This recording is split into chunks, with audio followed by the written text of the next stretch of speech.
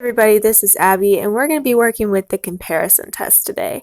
So basically, the comparison test allows us to say that if we have one infinite series and it's bigger than another, and the second one diverges, then the first one diverges too.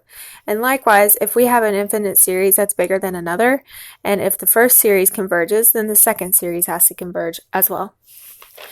So basically, we want to see if our given infinite series, which is this up here, converges or diverges by comparing it to another series. Now notice our series looks a whole lot like 1 over n plus 1. So that's the one we'll compare it to. And there are two ways you can compare them to determine which series is larger. Now the first way you can do that is just by plugging in different values of n. So I started with our original down here, and I just plugged in n equals 1 and got 1/2, n equals 2 got 2/3. And I did the same for our second series. And I realized that 2/3 is bigger than 1/3 and 3/4 is bigger than 1/4 and so forth, which means that our series seems to be bigger. But there is another way that we can determine which function is bigger, and we can do that by inequalities. So I just took our second function, which is 1 over n plus 1, and I let it equal itself. Well, I want to make one side of this inequality look like our original, n over n plus 1. So I multiply the left side by n.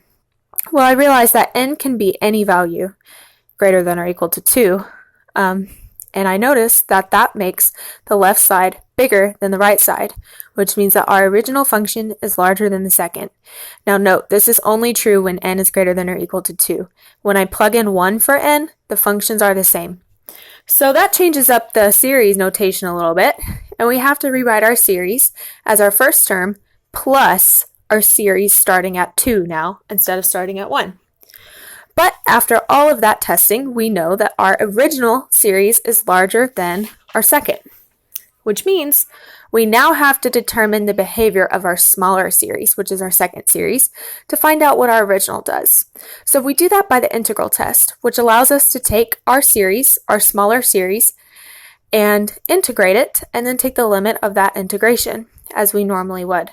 So we get the limit of the natural log of absolute value of u, plug in those values, evaluate, and you find out that our second series diverges, which means we know that our first series is larger and that our second series, which is smaller, diverges. So by the comparison test, our first series diverges, and that is how you use the comparison test.